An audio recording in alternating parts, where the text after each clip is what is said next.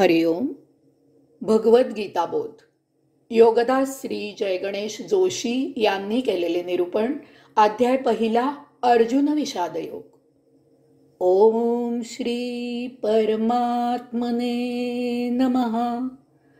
अथ प्रथमोऽध्यायः. जय योगेश्वर. परमात्म्याला नमस्कार. अध्याय पहिला.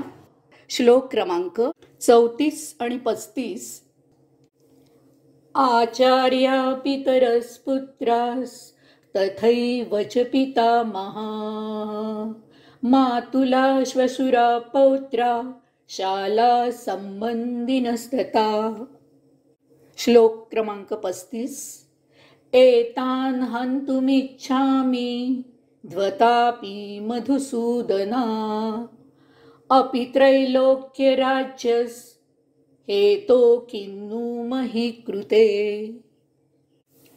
आचार्य, वडील, पुत्र, आजोबा, मामा, सासरे, नातू, मेहुणे तसेच इतर सर्व नातेवाईक यांनी जरी माझ्यावर शस्त्र उगारलं तरी मधुसूदना मी त्यांची हत्या करू इच्छित नाही. त्रैलोक्याचं राज्य जरी मिळालं तरीही मी त्यांना मारू इच्छित नाही. मग या पृथ्वीच्या राज्याची तर गोष्टच नको. आचार्या पितरस्पुत्रास तथैव च पितामहाः मातुला श्वशुरा पौत्रा शाला संबंधिनस्तथा. अर्जुनाची अवस्था मोठी केविलवाणी झालेली आहे. श्लोक क्रमांक 27 मध्ये त्याला विषाद झाल्याचं आपण पाहिलं. त्याचं मन कमकुवत झालं. या विषादाचा परिणाम त्याच्या शरीरावर काय झाला ते आपण श्लोक 28, 29 आणि 30 मध्ये पाहिलं. या महाबलाढ्य वीराचं शरीर गलित गात्र झालं. त्यामुळे त्याच्या मनात जे विचार आले ते आपण श्लोक 31, 32, 33 मध्ये पाहिले. स्वजनांना ठार मारून त्यापासून कल्याण होणार नाही अशा विचाराप्रत तो आला. येथे श्लोक 34 मध्ये अर्जुनाने तमाम नातेवाईकांची यादी भगवंत श्रींना ऐकवलेली आहे. ही यादी ऐकवल्यावर त्यांनी श्लोक 35 मध्ये भगवंत श्रींना 2 निर्णय ऐकवले आहेत. एक म्हणजे या नातेवाईकांनी त्याच्यावर प्राणघातक हल्ला केला तरीही तो त्यांच्यावर प्रतिहल्ला करून त्यांना मारू इच्छित नाही. दुसरं म्हणजे त्रैलोक्याचं राज्य मिळालं तरी तो त्यांच्यावरून ते ओवाळून टाकत आहे. तेथे हे सद्यस्थितीतलं वादाचं राज्य म्हणजे काहीच नाही. या नातेवाईकांबद्दल अर्जुनाची स्थिती प्रथम आपण समजून घेतली पाहिजे. द्रोणाचार्य, कृपाचार्य यांच्याकडे अर्जुनाने विद्याभ्यास केला आहे. द्रोणाचार्यांचा तर तो पट्ट शिष्य होता.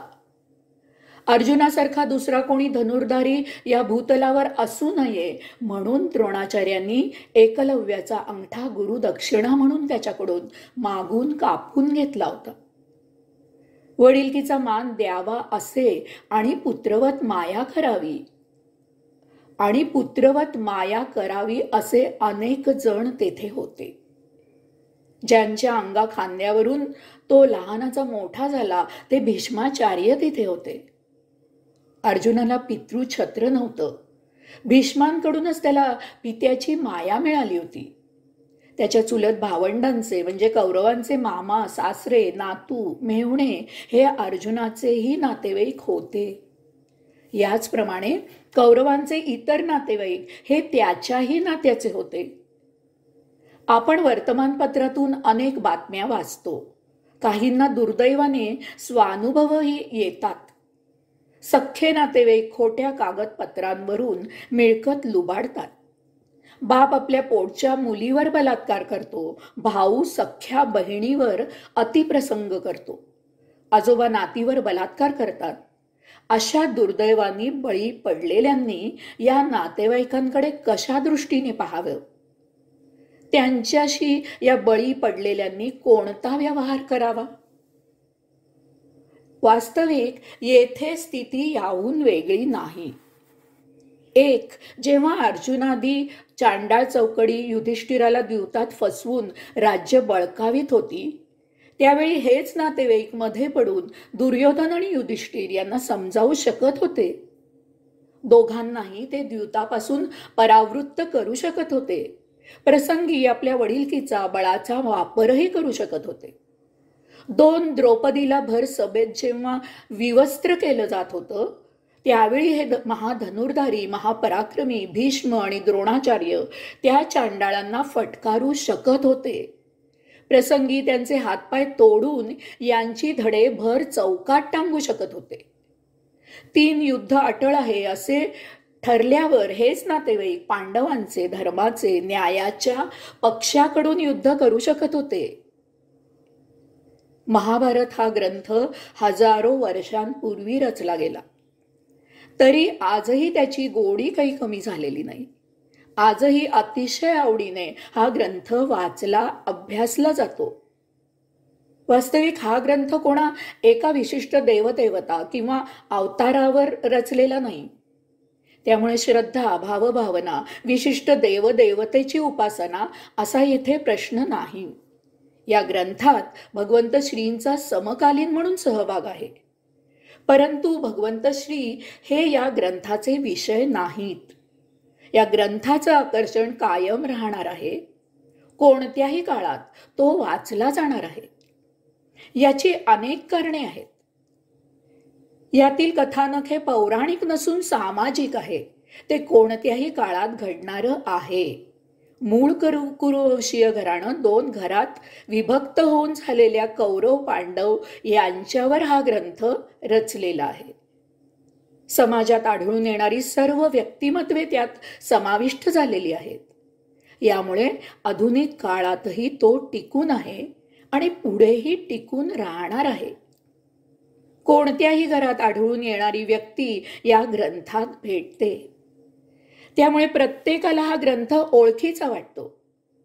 गीता हे या ग्रंथाचं फार मोठं आकर्षण आहे. इसवी सन पूर्व 5,500 वर्षापूर्वी, म्हणजे आजपर्यंत 7-8 हजार वर्षांपूर्वी भगवंत श्रींनी अखिल मानव जातीला सर्व काळात सर्व घरात उपयुक्त असं जीवनाचं तत्वज्ञान गीतेद्वारे सांगितलं आहे. आजही सर्वत्र आढळून येणारा 2 भावाभावातला मिळकतीच्या हिश्श्याच्या वाटपावरून येथे वाद आहे. राक्षसी वृत्तीने धर्म पाळणाऱ्याला फसवलेलं आहे. शेवटी नाईलाजाने अधर्माचं निर्दालन करण्यासाठी, न्यायाचा निवाडा करण्यासाठी धर्माला युद्ध करण्याचा निर्णय घ्यावा लागतो. यात स्वकीयच राक्षस आहेत. कुणी बाहेरचा राक्षस असता तर काम फार सोपं झालं असतं. त्याला तात्काळ ठार मारता आलं असतं. येथे तर स्वजनांचीच हत्या करण्याचा प्रसंग आलेला आहे. अशा वेळी सर्वसाधारणपणे 2 मार्ग उपलब्ध असतात. पहिला मार्ग म्हणजे झालेला अन्याय निमूटपणे स्वीकारणे आणि अधर्माला वाट मोकळी करून देणे, यापासून दूर पळून जाणे. दुसरा मार्ग म्हणजे कोणतीही दया, माया, क्षमा न दाखवता आपणही निगरगट्ट होऊन जशास तसे उत्तर देण्यासाठी त्याच पातळीवर उतरून राक्षसांचं पारिपत्य करणे. हे करताना खूपच ताणतणावाखाली राहावं लागतं, कारण स्वकीयांना नष्ट करताना फार मानसिक यातना होतात. त्या सहन करणं सभ्य सुसंस्कृत मनाला अशक्य असतं. त्यापेक्षा दृष्टीआड सृष्टी हे धोरण आपली मानसिक यातनांमधून सोडवणूक करतं. यामुळे राक्षस मोकाट सुटतात हे मात्र सत्य आहे. भगवंत श्री गीतेद्वारे येथे एक वेगळाच तिसराच मार्ग या समस्येवर सांगतात. त्याची जडणघडण संपूर्णपणे मानसशास्त्रीय, योगशास्त्रीय आहे. हे सांगताना मानवाने रोजचं जीवन कसं जगावं त्याचं त्रिकाला बाधित जीवन तत्व सांगतात. हे सर्व साधताना परमात्म प्राप्तीचा मार्ग मोकळा करून देतात. यामुळे गीता अद्वितीय आहे. पृथ्वीवर मानववंश असेपर्यंत गीता तत्व वाचलं अभ्यासलं जाणार आहे, त्याचं आचरण केलं जाणार आहे. कारण अर्जुनाला पडलेला प्रश्न जीवनात अनेक जणांना पडतो, पुढेही पडणार आहे. मानवी जीवन हे काळ्या पांढऱ्या तंतूने विणलेलं आहे, ते गुंतागुंतीचं आहे. हा गुंता व्यवस्थित सोडवायचा असेल तर त्यासाठी गीता तत्व उपयोगी आहे. कारण आयुष्य सरळ रेषेत धावत नाही, ते अनेक मार्गी असतं. त्यातून नेमका आपल्याला योग्य आणि उपयुक्त मार्ग शोधणं कठीण जातं. इथे गीता उपयोगी पडते. अर्जुनाने भगवंत श्रींना मधुसूदन असे संबोधून त्यांच्यासमोर शत्रू पक्षात असलेल्या नातेवाईकांची यादीच सादर केली आहे. मधु नावाच्या राक्षसाला ठार मारणारे म्हणून त्यांना मधुसूदन हे नाव प्राप्त झाले आहे. यावरून त्याला सुचवायचं आहे की हे त्याचे स्वजन नातेवाईक आहेत, मधुसारखे राक्षस नाहीत. असे सांगून स्वजनांना मारण्याची असमर्थता त्यांनी दर्शवली आहे. त्यांच्यासाठी तो राज्य वैभवाचा त्याग करायला तयार झाला आहे. अर्जुनाच्या या निर्णयाचं विवेचन करूया. एतान हन्तुमिच्छामि ज्ञातापि मधुसूदना. नातेवाईकांची यादी ऐकून झाल्यावर अर्जुन भगवंत श्रींना येथे त्याची प्रतिक्रिया म्हणून आपला पहिला निर्णय ऐकवतो आहे. या स्वजनांनी जरी त्याच्यावर प्राणघातक हल्ला केला तरीही तो त्यांच्यावर हल्ला करू इच्छित नाही, त्यांच्याशी युद्ध करू इच्छित नाही, त्यांना ठार मारू इच्छित नाही. मधु नावाच्या राक्षसाला तू ठार मारलं आहेस म्हणून तुझं नाव मधुसूदन झालं. तो राक्षस होता. येथे माझ्यासमोर राक्षस असते, इतर कुणी असते तर गोष्ट निराळी होती. येथे माझ्यासमोर युद्धासाठी माझेच स्वजन आहेत, तेव्हा त्यांना मी मारू इच्छित नाही. अर्जुन स्वजनांवर प्रतिहल्ला करू इच्छित नाही, कारण ते त्याचे नात्या गोत्यातले आहेत. इतर कुणी शत्रू असता तर एव्हाना त्यांनी मुंडकी उडवली असती. आजही हीच मोठी शोकांतिका आहे. एखाद्या राज्यकर्त्याचा मुलगा नातेवाईक जरी दिवटा असला तरीही केवळ तो राज्यकर्त्याचा माणूस आहे म्हणून त्याचे अपराध क्षम्य माफ होतात.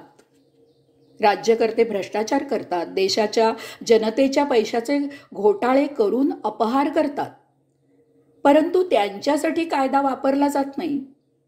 वास्तविक कायदा सर्वांसाठी समान पाहिजे. थोरले माधवराव पेशवे नित्य पूजा अर्चा करण्यास वेळ लागत असल्यामुळे दरबारात सदरेवर उशिरा येत असत. दरबाराचे कारभारी खोळंबून राहत असत. न्यायमूर्ती रामशास्त्री प्रभूणे यांनी त्यावरून खुद्द पेशव्यांना फैलावर घेतले. त्यांना त्यांच्या क्षात्र धर्माची आठवण करून दिली.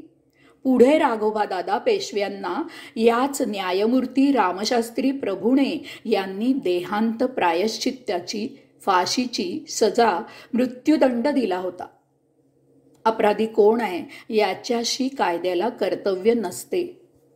अपराधी हा कायद्यापुढे केवळ अपराधीच असतो. रणांगणावर शत्रू हा शत्रूच असतो. इतर सर्व नाती त्यापुढे विसरायची असतात. तसं न केल्यास ते देशाला घातक असतं. शत्रू नात्यातला आहे म्हणून दुर्जनांना जर वेळच्या वेळी शासन केलं नाही तर ते बळावतात. यामुळे समाजाला अन्याय सहन करावा लागतो. अर्जुन हा प्रथम क्षत्रिय आहे, याचबरोबर तो राजाही आहे. प्रजेचं रक्षण करणं, प्रजेला न्याय मिळवून देणं, प्रजेचं दुर्जनांपासून संरक्षण करणं हे त्याचं प्रथम कर्तव्य आहे. केवळ शत्रू नातेवाईक आहे म्हणून जर त्याला मोकाट सोडला तर तो प्रजेचा, देशाचा, नीतिमत्तेचा, सभ्यपणाचा अपमान आहे. अर्जुन हे सर्व विसरलेला आहे.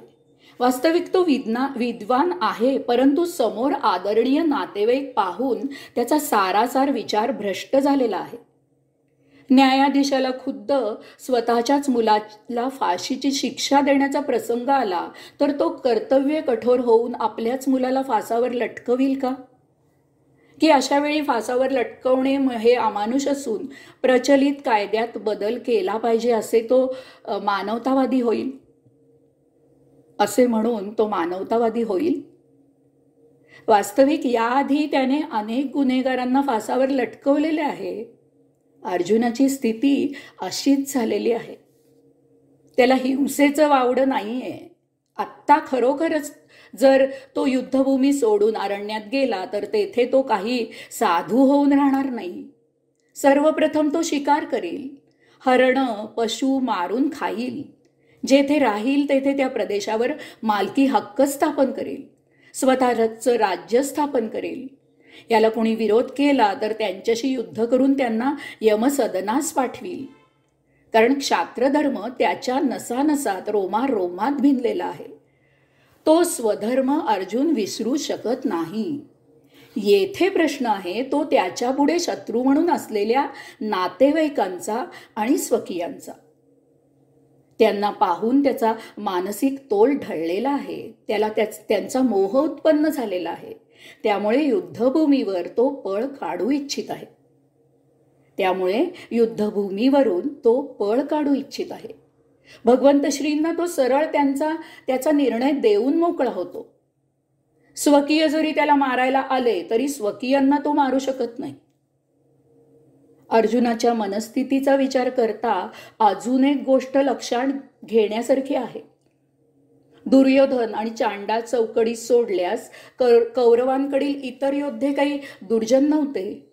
ते दुर्योधनाच्या पक्षाकडून लढाईला आले होते हे सत्य आहे. परंतु कुणाकडून लढायचं तो त्यांचा वैयक्तिक प्रश्न आहे. केवळ ते दुर्योधनाच्या हिताचं रक्षण करायला आले म्हणून काही ते दुष्ट ठरत नाहीत. फार तर त्यांचा कोणाची बाजू घ्यायची याचा निर्णय चुकला असं म्हणता येईल. पण म्हणून ते स्वतः वाईट ठरत नाहीत. ही बाजू घेण्यात कित्येक जणांची अनेकविध कारणांनी कुचंबणा सुद्धा झालेली असेल. इतर कारणांमुळे नाईलाजही झालेला असेल. या त्यांच्या निर्णयाचं फळ ते भोगायला तयार होऊन लढायला सज्ज झालेले आहेत. याचा अर्थ ते पांडवांचे वैरी होते असा होत नाही. फार तर त्यांना कौरव जास्त जवळचे झाले होते असं म्हणता येईल. नाईलाज झाला म्हणून दुर्योधनाला मदत करायला आलेल्या कित्येक जण पापभीरूही असू शकतील. या सर्वांना ठार मारून राज्य उपभोगणे किती योग्य आहे असा काही विचार अर्जुनाच्या सैरभैर कमकुवत झालेल्या मनात आला असण्याची शक्यता आहे. त्या भरात या लोकांना मी मारणार नाही असं त्याने सांगितलं असेल. आजही निवडणुकांमध्ये कोण कोणाची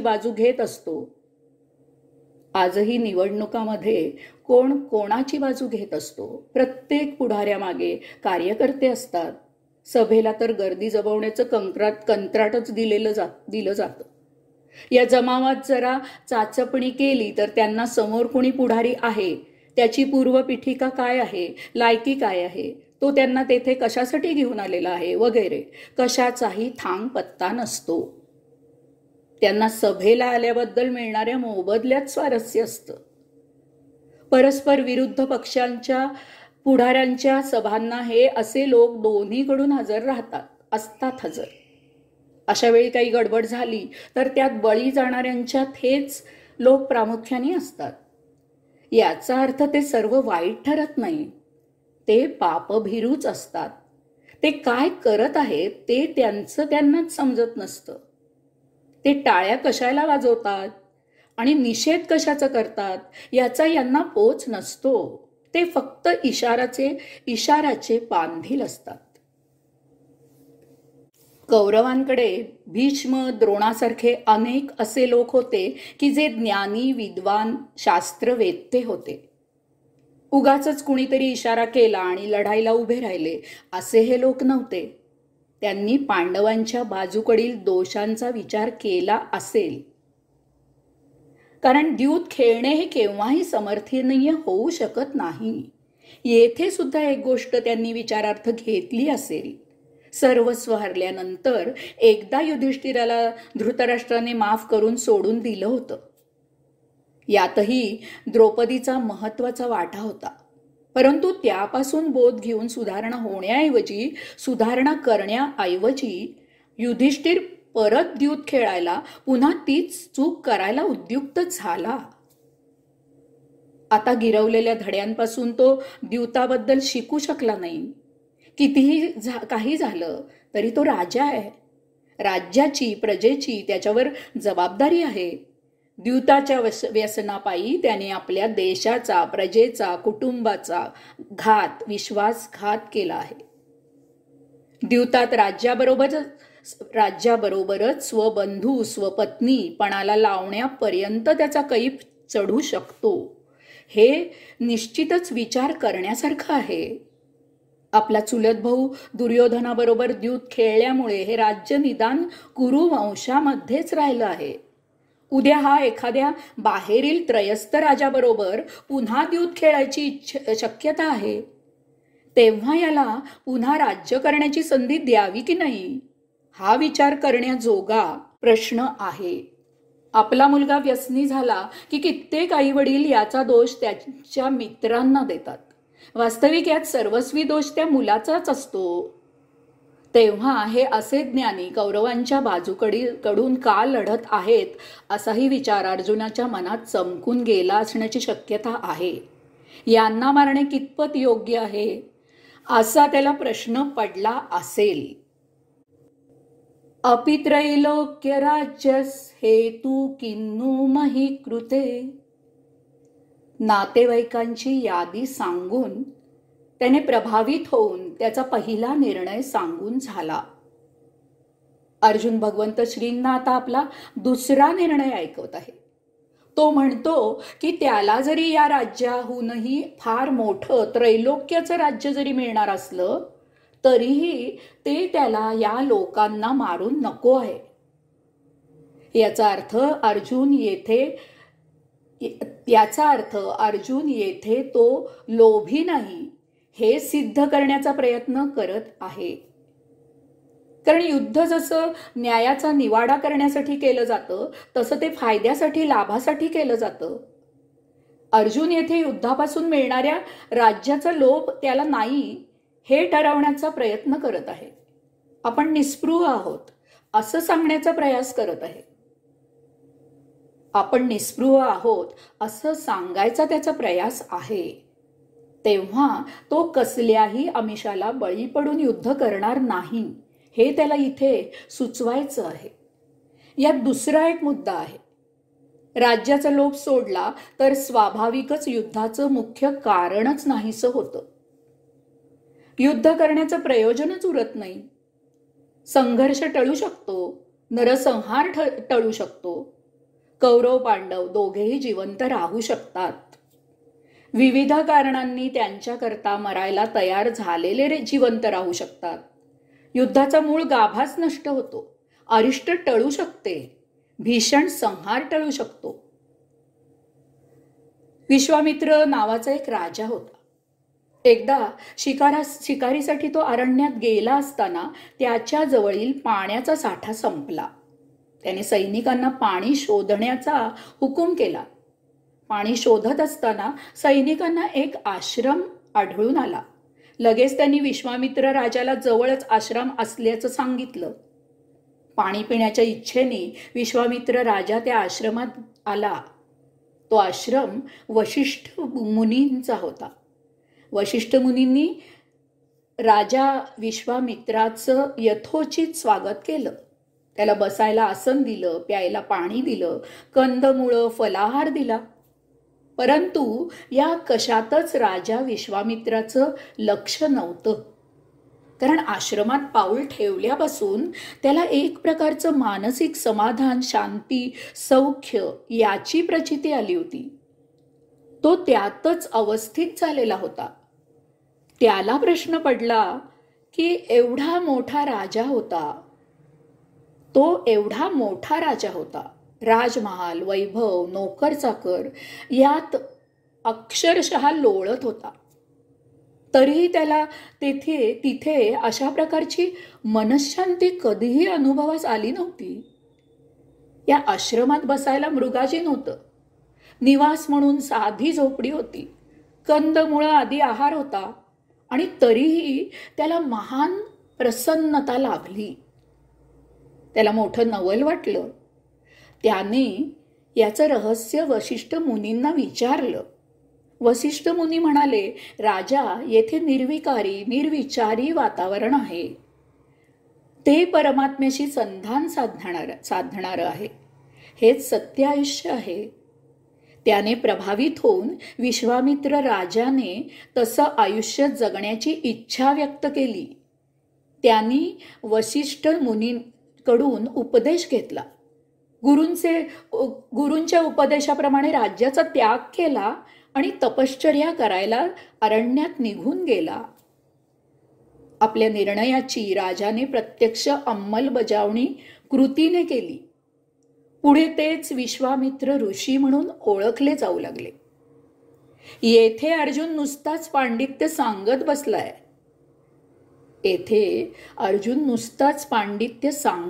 आहे, कारण त्याचा मानसिक वैचारिक गोंधळ झालाय. स्वजनांची यादी करून त्यावर त्यांनी 2 निर्णय भगवंत श्रींना ऐकवले. हे जरी खरं असलं तरी ते निर्णय त्याच्या परिपक्व विचारातून आलेले नाहीत. कारण त्यानंतर अर्जुन अजून तेथेच चाचपडत थांबलेला आहे. निर्णयावर जोपर्यंत अंमलबजावणी होत नाही तोपर्यंत त्या निर्णयांना काहीही अर्थ नसतो. तो ते काही बोलला त्यावर एका बाजूला तो त्याच्या मनात विचार करत आहे. आपण जे बोललो ते बरोबर की चूक हे तो आजमावतो आहे. रणांगणावर स्वजनांच्या प्रत्यक्ष दर्शनाने तो चक्रावून गेलेला आहे. त्यामुळे निरीच्छ असल्याच्या वल्गना करून त्यावर कृती न करता अर्जुन तिथेच थांबलेला आहे. जोपर्यंत त्याला त्याच्या निर्णयाची खात्री होत नाही तोपर्यंत त्यावर कृती करू इच्छित नाही. तसेच त्याला यावर भगवंत श्रींचाही अभिप्राय हवा आहे. हरिओम.